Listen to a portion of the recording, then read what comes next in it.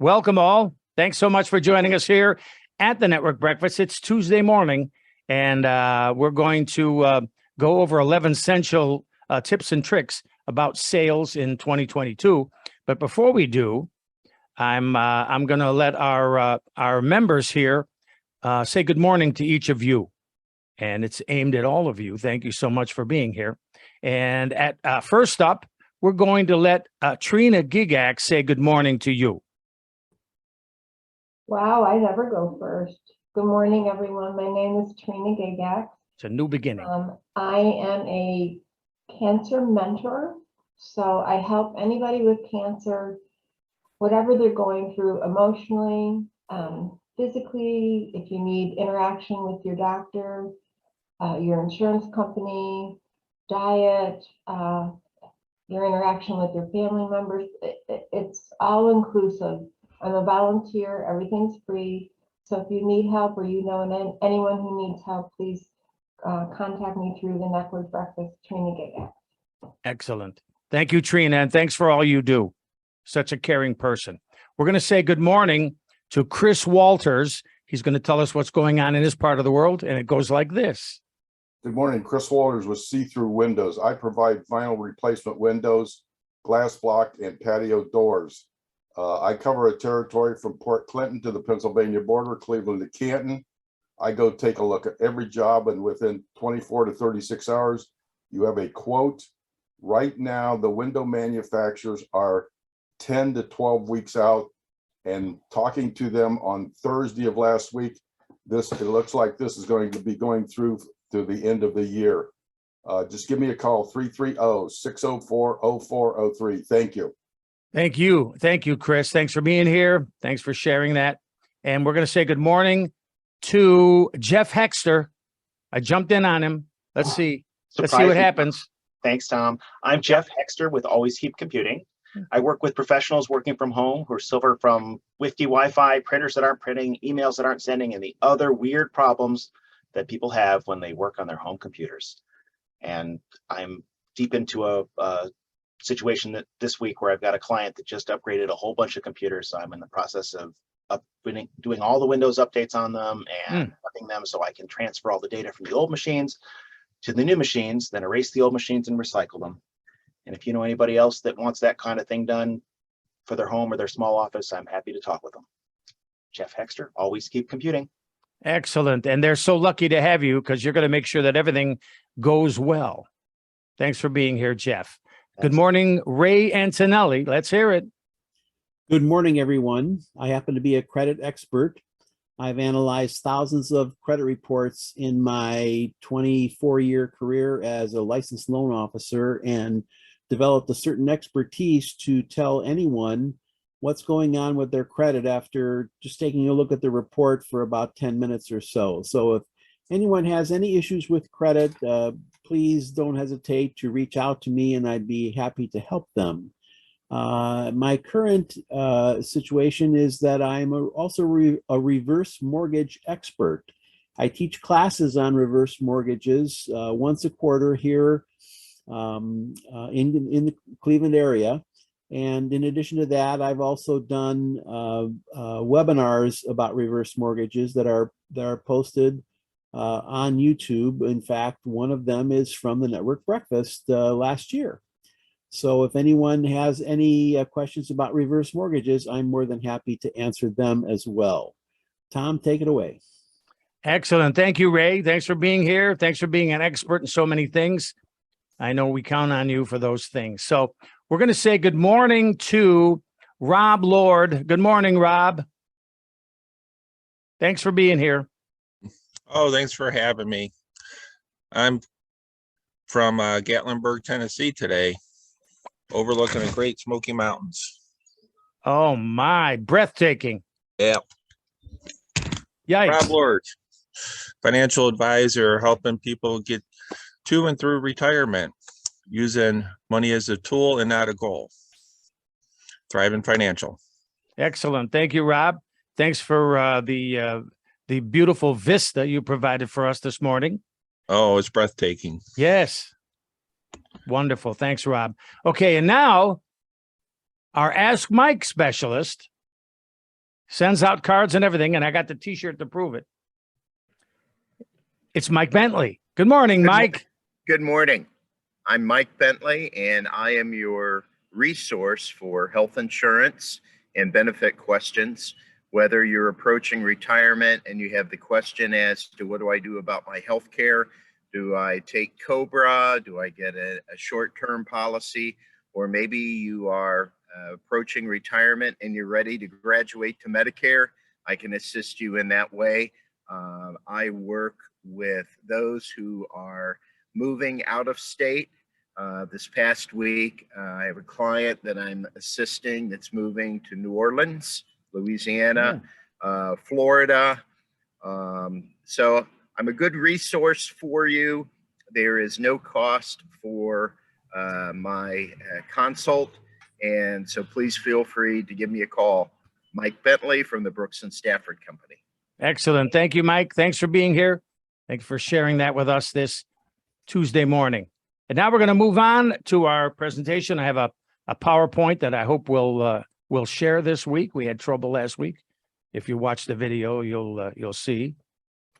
And here's my share screen. And it goes like this.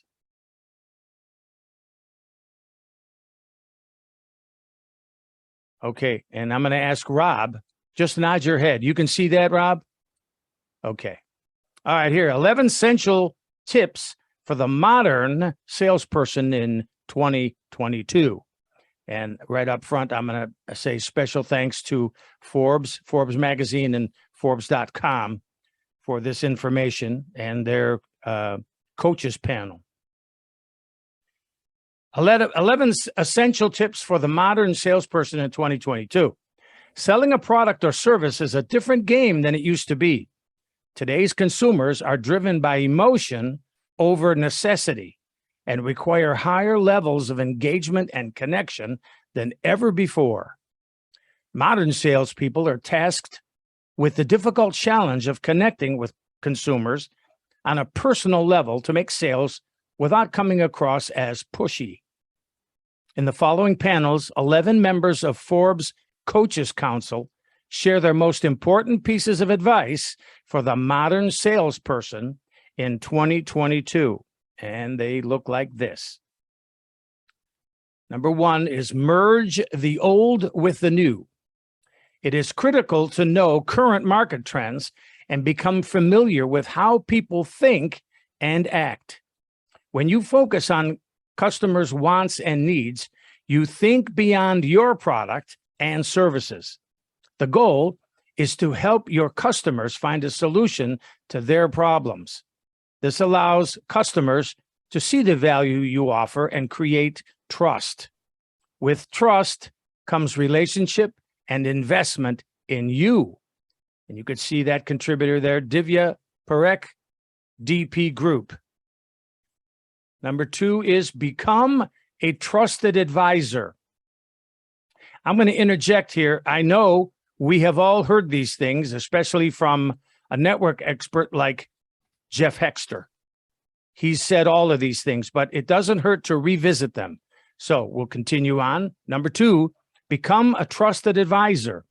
What decision makers today are looking for more than ever are trusted advisors. To become a trusted advisor, a rep needs to leave their sales baggage at the door, meaning company brochure speak, training processes, quota pressure, and so on, and focus on a true desire to help the prospect solve a problem. People don't want to be sold. They want you to help them make a decision to buy. That was said by one of the coaches named John Lowe at Ty Boyd Incorporated. Number three, utilize in-person and social selling platforms. Follow a successful hybrid sales and prospecting process, which includes remote, virtual, as well as in-person selling. Learn to utilize social selling platforms. Concentrate on the leading indicators of success, which are behaviors, not just the lagging indicators, which would be dollars and orders. Follow a behavioral pattern and hold yourself accountable for it. Ask for feedback and critique. Become a lifelong learner. And you could see that was contributed by Antonio Garrido, Absolute Sales Development. And number 4 is ask good questions and actively listen. The most revolutionary selling technique is the Socratic method of active listening, combined with asking questions that allow potential customers to realize what their real needs are. The most professional sale is the one made by the client. A few good questions may be enough to generate interest in buying. And that was Jose Luis Gonzalez Rodriguez, an action coach. Okay, number 5. Your customers desire a personalized, customized experience. Ensure they feel that you care and that you connect with who they are and what their values are. And that's Natasha Charles, Intuitive Coaching, with, of course, Natasha Charles. Number 6, understand how people think. Understand how other human beings think and what matters to them. Don't rely on tactics that manipulate clients. People are much savvier and discerning these days. With every sale you win, you want to increase your brand value instead of eroding it. Think about winning ambassadors, not customers. Connect with curiosity and have the real intention to serve. And you could see that's Chun Yo from the Agile Leadership Coaching and Training. Number 7, build honest relationships with customers. The most important advice I can give salespeople is to build honest relationships with customers. You should want to help them get the results they want. Remember that customers are less interested in the product than in the result. Your product may only help solve part of their problem. Help them solve the other parts too. And that was said by Michael Thiemann, Strategy Lab. Here's number 8. As we go through the 11, build relationships the old-fashioned way. Think about building relationships the old-fashioned way. Take someone out to eat. Invite them to talk. Send them a thoughtful, handwritten note with an article in it that you cut out of the newspaper or a magazine. Ask them to be a part of something that matters to you in your community or in the community they may share with you. Try to focus on building a more personal relationship and not so much on making transactional sales. That was said by the coach John M. O'Connor at Career Pro Incorporated.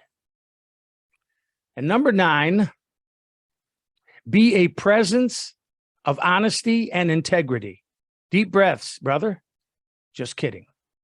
I would tell them to just continue to be a presence of honesty, integrity, to be giving, and to love their people in kindness, with kindness, knowledge, and friendship. The only thing they need to sell is a good relationship. Get good at being in a community and in relationships with people in meaningful ways, and then sales will follow. And that was Natasha Ganem from Lion Leadership. We'll go on to number 10. Help customers avoid pain and gain pleasure. The highest level of influence is when somebody can connect their message to the other person's highest values and vision in a language they understand. Otherwise, the message gets lost. And even if the client needs a service or product, they would not want it. Making them realize how it can help them avoid pain and move toward pleasure creates the right amount of awareness and a sense of urgency. And that would be Saba Toth from ICQ Global. And number 11, Seek to understand before offering solutions. Meet your clients where they are. In today's environment, it is imperative for the modern salesperson to develop a curious mindset and seek to understand before offering a solution. I have a mentor who shared with me that diagnosis before prescription is malpractice. Take time to develop an inquisitive mindset so that you can understand the needs of your audience before offering a solution. And that is Brian Powell at Executive Coaching Space. And that brings us to the 11. And that would also mean 11 essential tips for the modern salesperson in 2002. Thank you very much. And I want to also thank Forbes Coaches Council, the expert panel, which that 11 was. Special thanks to Forbes, Forbes.com, and Forbes Magazine. And now we can speak to our members here of the 11 essential, or maybe you have the 12th. So we can hear from our people here that are online with us right this minute. Anybody have anything they'd like to contribute, please? Can you go back to the previous slide? I will. Diagnosis before prescription is malpractice. Wouldn't it be prescription before diagnosis is malpractice? You would have to diagnose and then you can prescribe. Okay. Just seemed that seemed backwards to me. Yeah. Let's Maybe see. that's how he quoted it, but If you diagnose something before you actually look at the patient, He said prescription, not that diagnosis involves looking at the patient. And well, having the conversation. this is a yes, I can see your point, but this is how it was printed It's funny. in the magazine. But what I'm thinking they're saying is, if you're diagnosing what's wrong before you look at the patient, and you prescribe something before you look at the patient, the diagnosis before your prescription, that means you should, well, I can see your point. yeah, they could have said it more clearly. Yeah. But Brian Powell put it in quotes as if this is a common adage, and it probably isn't. And maybe it was diagnostics before prescription. Maybe that's what they meant, but Or whoever typed it just mistyped it. sure, they didn't have Trina to look at it first. But I'm thinking that if a doctor diagnoses the problem and gives a prescription without looking at the patient, that's probably the inference, but it doesn't state that in that short quote. I can see the confusion, and it was right and proper for Jeff to point it out. And there you have it. Yeah, thank you. Thank you. I just looked up this saying, it is the opposite. I checked it on the web. It should be prescription before diagnosis is malpractice. Just FYI. And there's an article from the Journal of Economic Perspectives entitled "Diagnostics Before Prescription" by Danny Roderick from 2010. So it may be a misquote. Okay, Matt, so your fault, Tom. it You shouldn't be diagnostic. It should be diagnostic. It may be either one. It may be that this was a reversal of the quote, or But Okay. in either event, Tom, you were correct and you put down what it said that he said. Yes. I did. So there you have it. thank you. Okay. Anything other than the actual verbiage critique?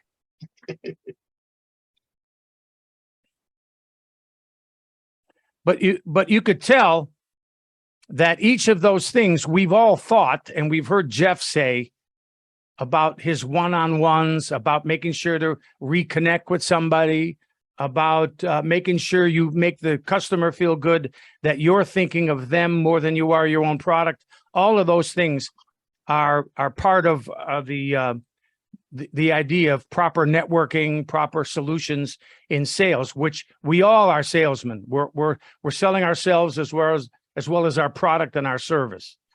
So this was just a revisiting that. Anybody else have anything they'd like to add?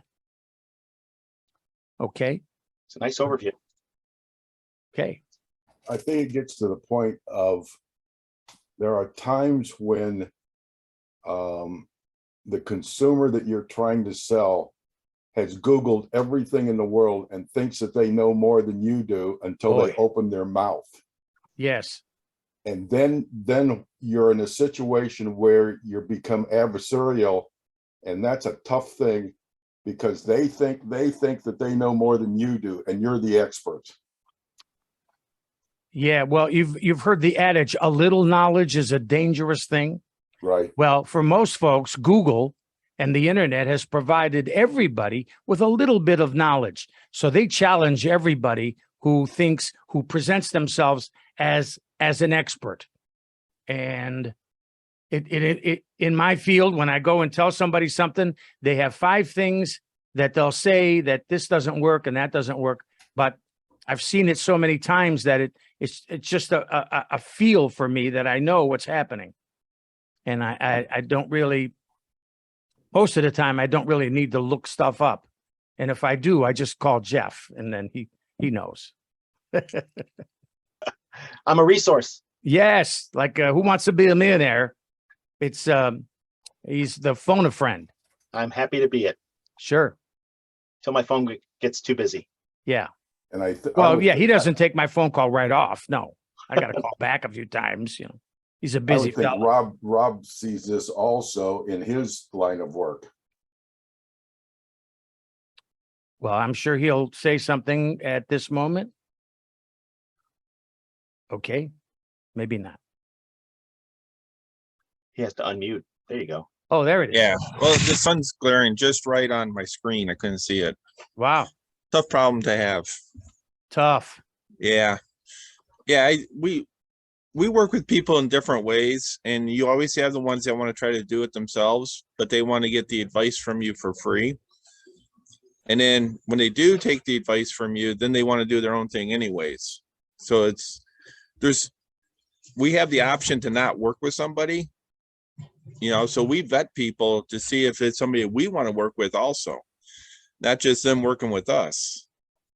And, if that's what they want, but it makes it very tough when they jump out of the markets at the wrong times. Most individual investors, they jump in and out at the wrong times.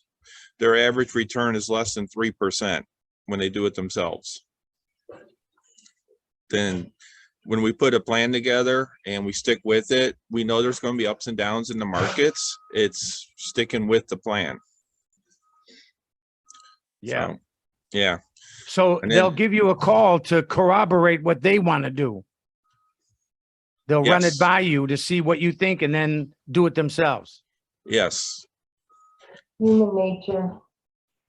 But we also, something that's a new trend in our industry is a fee for advice.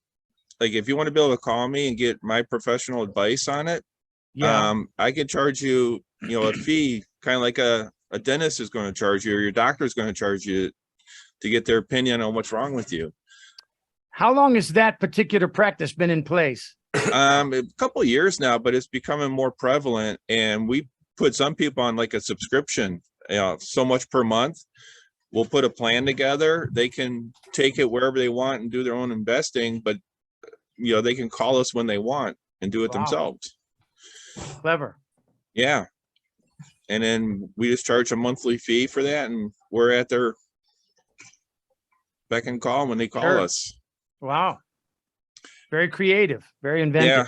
Well, when we put a plan together, we put quite a few hours in creating a plan and running scenarios and putting all the data in that we have. So it's not an easy task, and it takes up a lot of our time. Yeah, So they do get something for their money. sure. Is there a limit for minutes or number of phone calls or anything of that sort? We actually have different levels of service depending on how complex the plan is. So if you're in just say you're accumulating your income, you're still working, you're several years away from retirement, you're going to be on a basic plan for the most part, unless you're a small business owner. with a partnership, and you're looking at how to what your succession plan is. How are you going to de-invest that? And then it becomes more complex, Mhm. and we can charge more for that. Sure. That's great. That's actually a good idea. Yeah, Yeah. I'm wondering how that would apply to the rest of us. I'm not sure. I mean, I know Jeff can do that. I know I can do that. Trina's know more how on a personal hands-on basis. And I don't think people are going to want to call Chris to ask about when, or maybe they do. Do they call you and ask about what window to get, or, you know, Of like course, the all the gas, the time. low E and all of that? Yep, of course, all the time. But are they prospective customers, or they just want to know so they can call Window Nation? Well, both, but the problem of it is every city has their own regulations, okay? On the east side of Cleveland, most of those cities make you put in low E glass windows.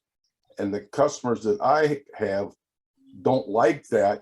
And I just simply tell them up front, hey, I don't want to deal with you if you want to bypass the city's rules. Because I'm telling you right now, bad's going to happen when they go out and inspect that and it's not there. So I just simply tell them up front, if you don't want me to follow this, what the city requires, then I cannot work with you. Yeah, good. Stay out of trouble that way. Big time. City requires a permit, no? Yes, most cities on the east side of Cleveland require a permit. On the west side, it's you know, here and there. Okay, To does the change permit your windows? show what day of installation or no? No, Okay. Because no, that, we have to register. For example, let's take Shaker for example. You register with Shaker and then turn around and pull a permit, and then you've got like 90 or you know, like 120 days or something like that. And when I'm pulling the permit, I will tell them that the windows aren't going to be in until August, and they'll write it on the permit, blah blah, you know, something to that effect.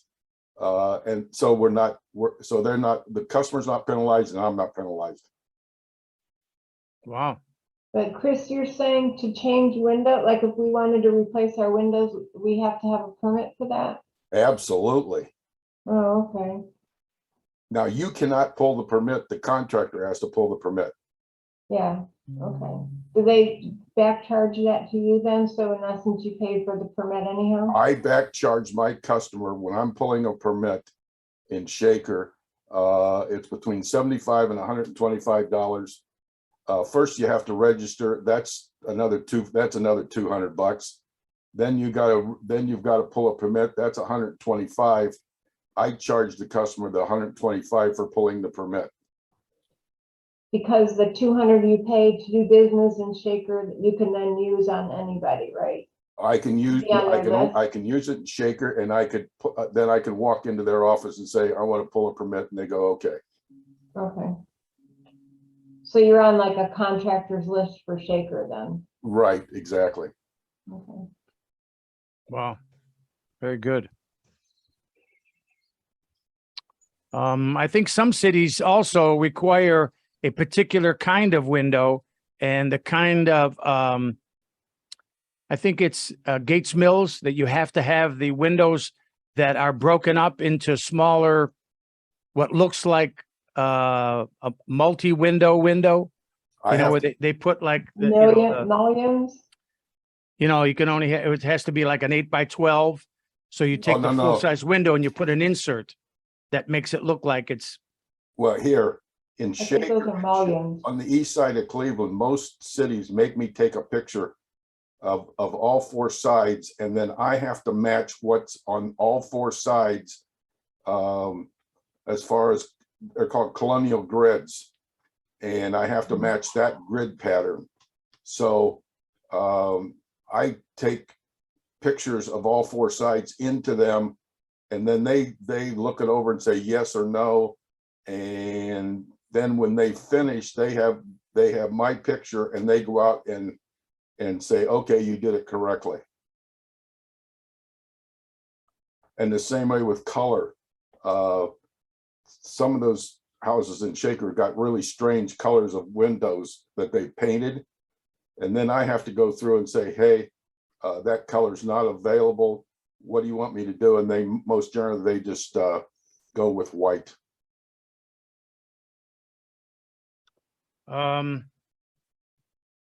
Yeah, well, that's probably why you need permits to make sure that it matches all the rest of the city. Correct. Otherwise, people are liable to put anything in, Oh, and they do. and they do. Yeah, crazy. Let's see. I think we've all spoken on this now, and I think we've done a pretty darn good job covering this stuff. And as it relates to each of us. So I think we'll wrap it up for today. And we'll bid you a fond adieu. Thank you, Chris, Jeff, Trina, and Rob, and earlier, Mike, who had to get going. And we appreciate Rob's travel log of a vista that he showed us from the Smoky Mountains. Look at that. You Rob, see, are you in a B&B or a hotel? Oh, it's a house Yeah. chalet for the week. My Oh, family's down here. oh my, I love that Swiss chalet looks. Oh, yeah. Beautiful. ain't that something? Thanks for providing that, Rob. Thanks you. I appreciate all of your inputs. Thanks, Rob, for being there and showing us the Smoky Mountains. Yep. And so we'll talk to you next Tuesday morning. Thanks Yep. ever so much for watching and listening. And if you like, comment below and subscribe, please. We need subscribers, and hit the bell and you'll know when a new video goes up. We have lots of videos to watch. Some are entertaining, some are informational, and you'll get a kick out of them. So let's go ahead and pile on. Thanks so much. We'll talk to you next Tuesday morning. Thanks and bye.